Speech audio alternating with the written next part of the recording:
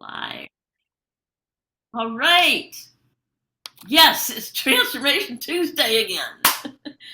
Yes, and today is March 25th, 2025. So let's take a deep breath in, everybody all over the planet, and out. Knowing that as we breathe in and release anything and everything. So, welcome to Transformation Tuesday. Yes, we've been coming every Tuesday since March of 2020. Wow. Yeah, A with 5-year anniversary. yes, we are. Yeah, we are. We're celebrating. And if you remember back in March 2020, things were falling apart and fear, doubt, worry, anxiety. And I'm like, oh my gosh. And I'm one of those people who were supposed to stay put. So, man, I learned Zoom really quick.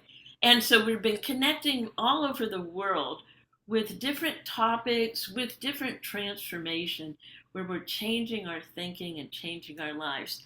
So now we, each month in 2025, we've been taking a different book. Actually, in February, we started Working with the Law by Raymond Hollywell.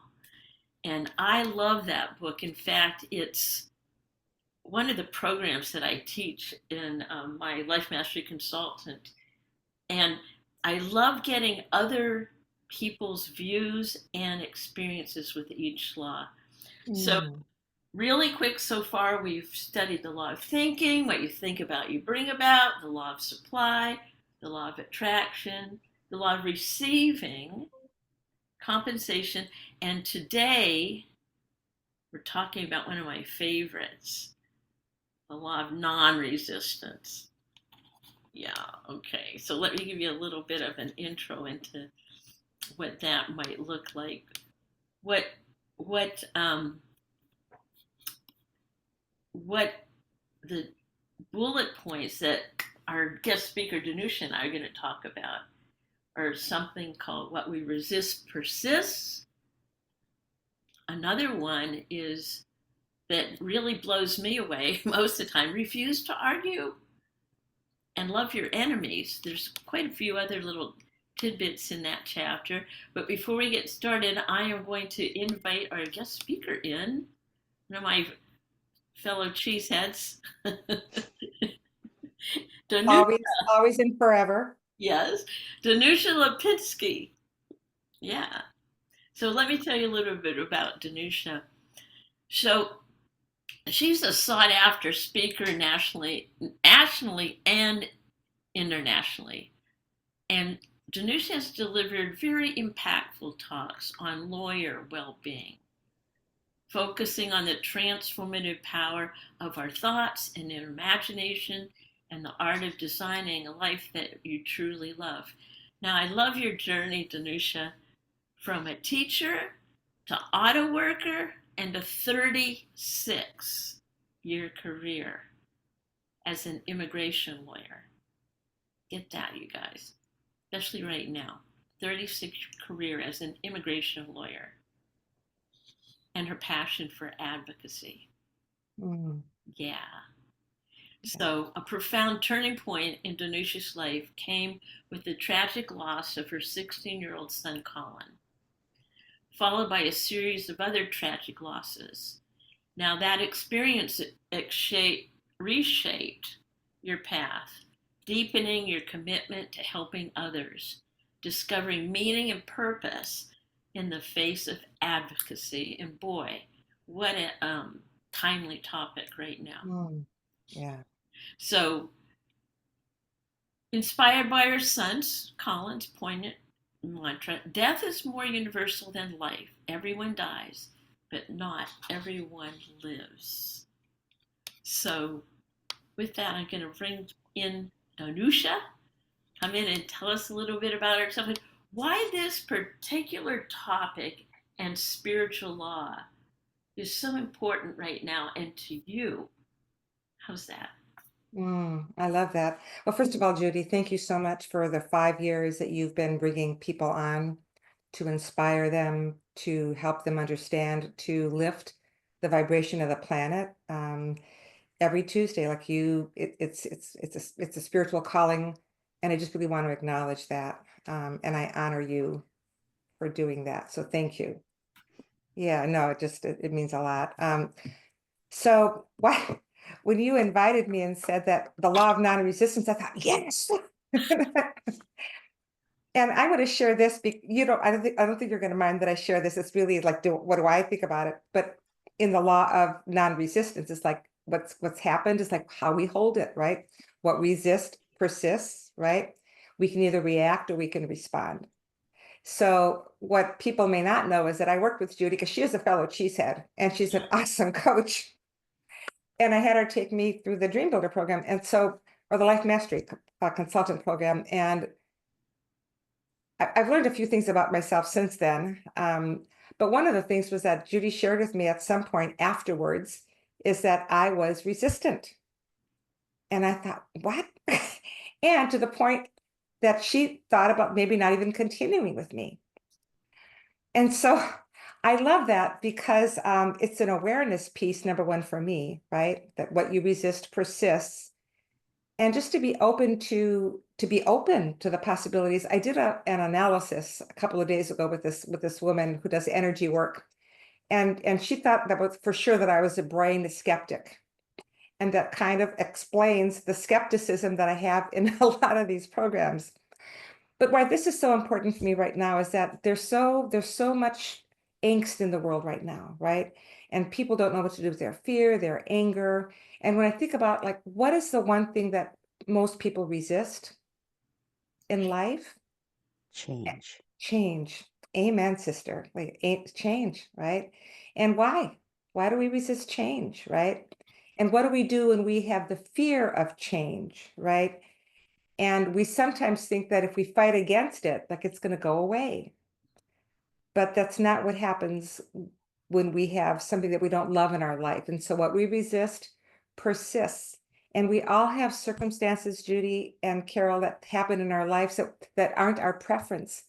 But what is it that we do with them? And so I've had professionals and people working in nonprofits and in some of the political groups say, I'm so full of anger, I don't know what to do with it. I'm so angry. I'm so fearful. I'm so like all of that stuff. And I get it. And the law of non-resistance isn't about doing a spiritual bypass on it, but it's about let's like looking at it and saying, this is what it is, right? And one of the coaches that we have, Matt Boggs, said the other day when I asked him about like how do we hold this in the universe? He said, well, is it happening right now? So somebody that I was talking to yesterday was asking me, she said, yeah, but our democracy is falling apart. People are going to be homeless. And I said, but is there an increase in homelessness like right now, right? Because it's what we do with it that makes a difference. And I'm going to share this personal story with me because I think it helps me understand a little bit more about the law of resistance and what we do with it, if that'd be okay. Sure. And I've never shared this story with anyone, by the way. But as I was preparing for our time together, I thought, okay, I get it. So when I was in my early 20s, I went to San Francisco. I shouldn't have been there, but I went to San Francisco and I was out for a walk in this park and I ended up in this, I was invited, well, actually I was going to smoke some pot back then, okay? Being totally transparent, not anymore. Anyway, so I went in, I know this is maybe way too, No, no, this is good. I'm This just going to is be good. vulnerable. Okay. Okay. We're talking about non-resistance and about not people pleasing. Right. So anyway, I did this. And when I went in, it ended up that this guy put a knife to my neck and he wanted me to do some sexual acts with him. And I remember being so shocked. And I think I must have had angels around me, but I remember just looking at him as I was kneeling down and just looking at him and saying, why? Like, why are you doing this? And after a little while, he took the knife away from my neck and he apologized. and showed me the way to get out of this park. Now I was shook up. I was like in my early 20s, right? Like, no, I was like maybe 20, maybe 21. The reason that, so there was like, I didn't like fight him. Like there was that. I just like wasn't angry, like, but why? This was such an innocent thing. Like, why are you doing this? And in my mind, in order to not have resistance to this person who was Black, I did not want to have the anger of like, or a resentment. I created an image of my mind that this was a tall, white, blonde guy, right? Because I didn't want to have the resentment, didn't want to have the resistance, I didn't want to have the prejudice of seeing this person who, I mean, I was assaulted, but he let me go and I was grateful. And I think, Judy, how that maybe ties in, how that ties into this is that we we have resistance because we're conditioned, right? Our habits, our customs, what we're taught, what we experience. And so we have resistance. It's resistance to change, due to our backgrounds, whatever our circumstances. But this I thought would maybe be an example of how we can use a situation in our life where we could have had resistance and fear and come from that feeling of lack and focusing more on what we don't want, Right. right? As opposed to what we do want. Because when we resist, we're really creating a block for what we don't want in life. So I'd love any comments that you have on that. I mean, I did a little like, should I talk about this or not? But I think Oh, it's yeah. it's an example. I mean, people have had many different things that happen in their lives that cause them to resist. And when I can step back and think about not going into the trigger, right? The stuff that triggers me, but go back and like respond, like, oh, right. So in my not knowing or understanding any of this, it was a part of me that knew that I didn't want to create a resistance to Black people, for example, or to any other culture as a result of what happened to me. And I haven't thought about it. I don't feel any, like when I look back on it, it's like, I'm grateful that I was let go. And I'm thankful that I had the wherewithal to say, why? I mean, I didn't know if I was going to be alive or not, right? And I shouldn't have been in California to begin with because my parents were worried about me.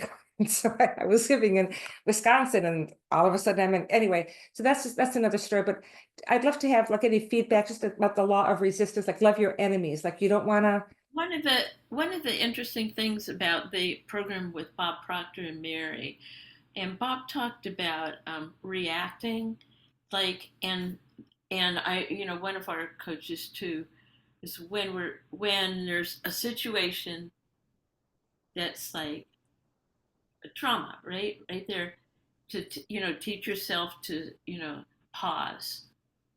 And one of the things I've learned over my studies, pause standing for perhaps another unknown solution exists. I love that. Yeah, the pause. And perhaps another unknown solution exists. And we talk sometimes about pressing that internal pause button and changing our thinking from that fight, flight, or freeze response, and then taking those breaths like we did at the beginning, where we're inhaling and out through the mouth.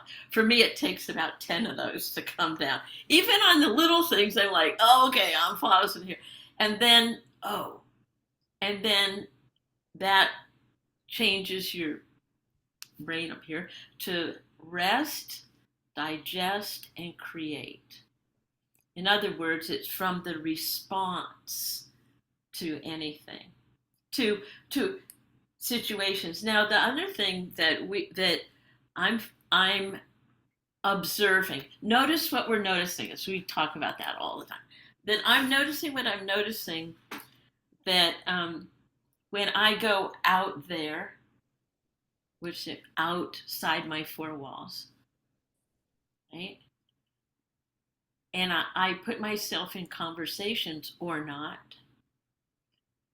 where am I choosing to feed the part of me that's in reacting mode and anger mode and self pity and resentment mode, and where am I sending love?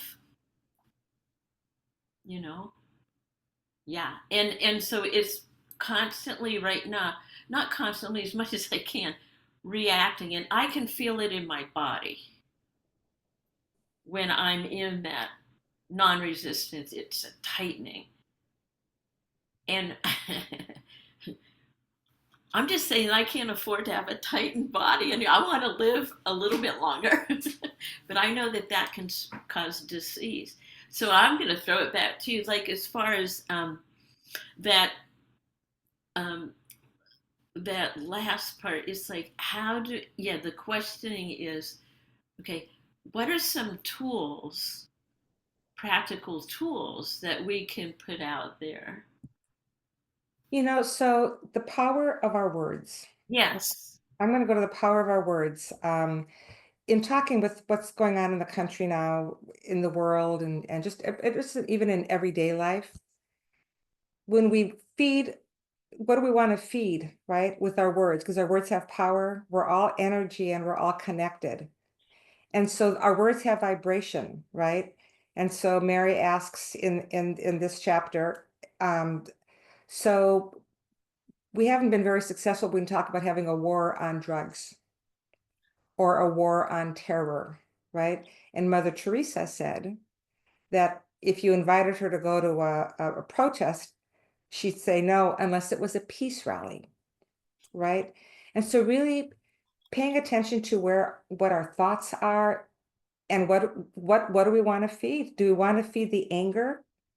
Because if that's it, our attention's going to go where we put our intention, where we put our words. And so if we want to feed all the anger, then that's where we go. Martin Luther King said, right, that darkness can't exist in the light, right? I'm paraphrasing, right? But darkness can't exist in the light. And so what is it that what would we love to see? And so when we can tap into our vision of what we would love, we can get out of the trigger mode and out of the reaction mode.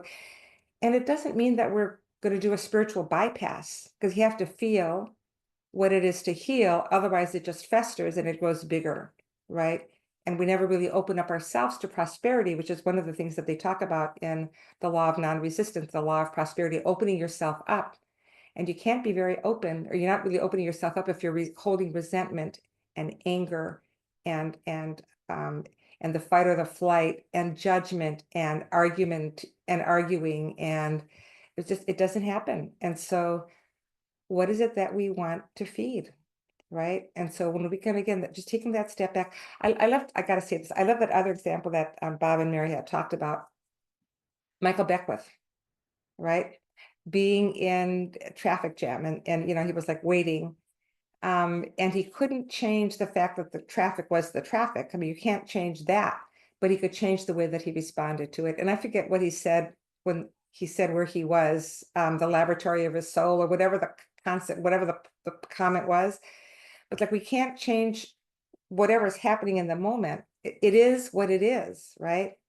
But we can change the vibration to it by the way that we respond to it. And I think that's so powerful for all of us, especially when we find ourselves going down that role of catastrophizing, and Matt Boggs said to me, well, is it happening right now? And it doesn't mean that we don't take action, but make it action that's in alignment with who we are as these spiritual beings having this human experience. And so we can go to, in the political realm, there are things that we can do to be active. It's not that we just sit back and do nothing, but what is our energy going into it? Where's our consciousness? What is our intention? And so if we would love to create a life that we love and harmony, I want to envision a world where people are kind. I see that Carol's got her Be Kind hat on, and you've got your pink hat on, and I have, anyway, so we really want to focus on that vibration of love. Like, what would love, and I love this, like, what would love say here? What Yeah. would love do here? Like in any situation. And I love the other thing that they talk about in this chapter, on the law of non-resistance, in Hollowell's chapter. Um, is that, and I remember thinking that I could change people's minds, that I could convince people, right? Like, don't argue. Judy, can you relate? I mean, you're an attorney, right? You know, Oh, wait, no. I, but yeah, I'm just gonna like, I but I heard advocated. something yesterday I say, didn't argue. I advocated. Okay. advocate. No.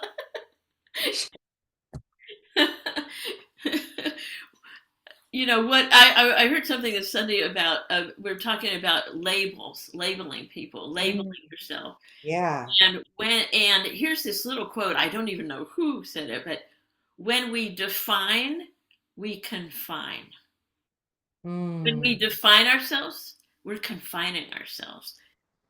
And then I was with a client of mine yesterday, and she goes, "What about the infinite?" And I'm like, "Oh, okay. I'm going to define myself as I'll confine myself in the infinite." But it was like uh, that. And another thing I wanted to bring up that that this whole idea of sacred friends. Now, I'm not too sure. A lot of people. I don't. This. Let me just go through sacred friends, and we all have sacred friends. We, you know, institutions, people, situations, sacred friends. And if we don't have sacred friends, we're just kind of living doot, doot, doot, doot, doot. But the sacred friends, the resentments, the anger, like you were saying, when you step back, they are helping us grow in compassion if we let it. And that's the whole Dalai Lama thing. And when I first heard that, that was like, wow, how interesting. And then I looked around and all of a sudden everybody was my sacred friend. I'm gonna have to do a lot of work here. And I was like, why do you keep staying? And so well, I'm just starting. Every day I wake up, there's like, okay, it's fresh. Okay. Sacred friend, okay? And mostly I look in the mirror and I'll see the sacred friend staring right back at me.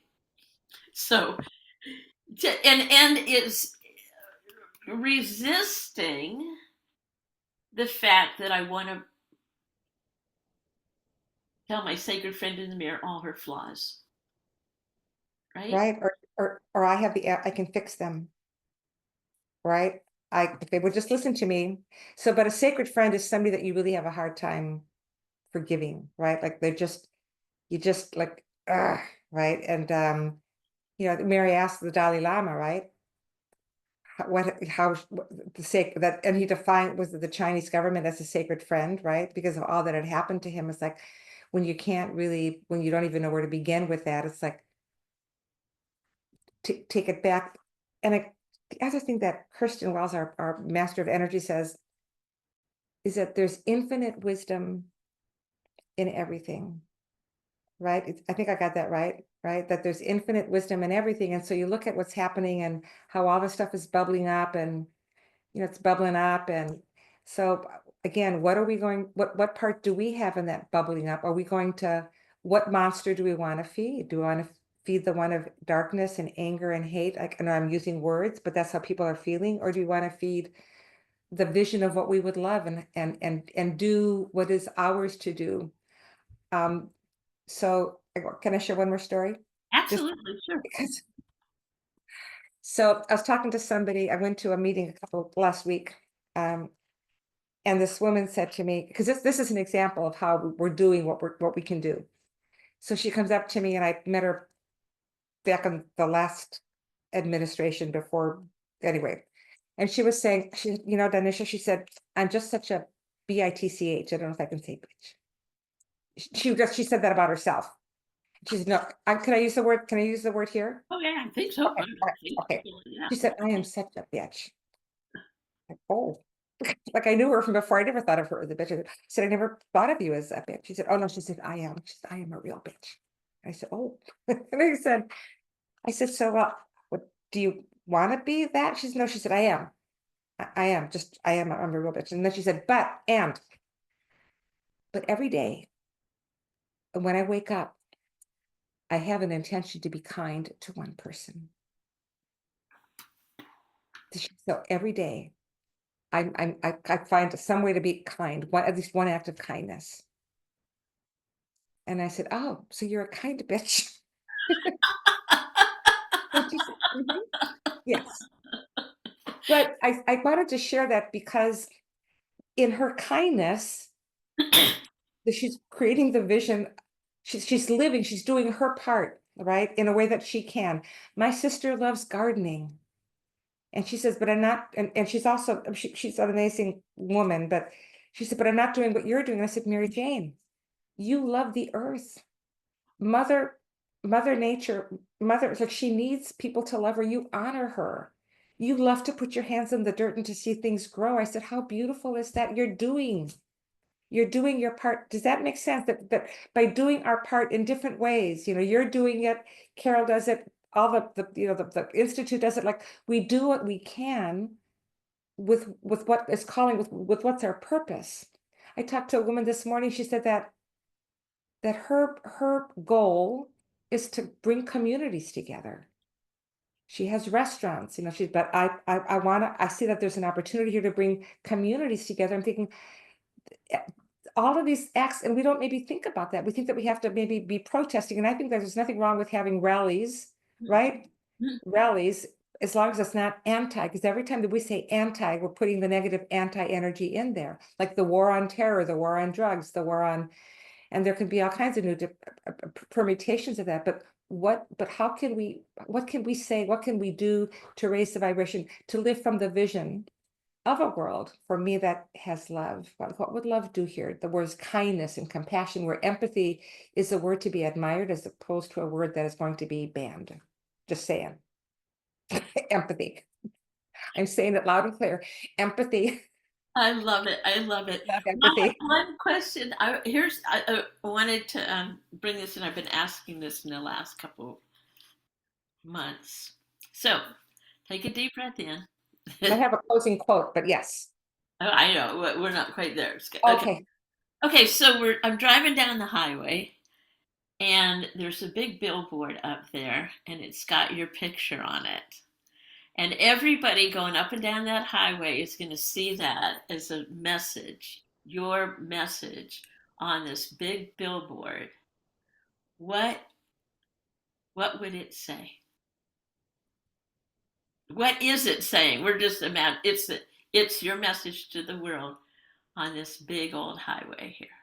So the message that moves me in this world is I would have compassion and kindness, because those were the messages, those were well, the third one I wouldn't have on, which is like, I'm done with BS, but I wouldn't put that on the sign, but I have compassion and kindness, because after Colin died, like, I wanted to be more compassionate and have more empathy. But in terms of living our purpose, death is more universal than life. Everyone dies, but not everyone lives. I choose life. Yes. So we're going to put some energy on you, on you. We're sending you energy. Thank you. So take a deep breath in, and we're going to, and would love to have you do the law of receiving, which is receive, receive, receive. As we put an energy on you and your voice in the world, and your compassion and kindness, Mm, and your billboard. You ready? So we're putting it out there. I'm ready. All you need to do, okay, here it comes from all over the planet, all over the world, all over the universe, not only in the generations that are here now, but for all the generations to hear, to come. And so it is. And so it is. Amen. Thank you Amen. so much. I have just one closing quote, if that'd be all right. Absolutely, sure. This was by Lincoln, and it has to do with the question about friends, right? Or about enemies. When I make my enemy my friend, have I not destroyed my enemy? When I make my enemy my friend, have I not destroyed my enemy? Because that's what the law of non-resistance does, right? It takes away the resistance, it takes the whatever is holding us back, so that we live from a higher thought, so that we know when we can love our enemies, we don't allow hatred into our life because we're living from a higher vibration of the love vibration. So I love it. Wow. thank you so much Thank you. for Thank allowing me you to be so here much. and sharing my stories. And then and so it is. And so it So is. it is. Thank you. And so it is. Thank you.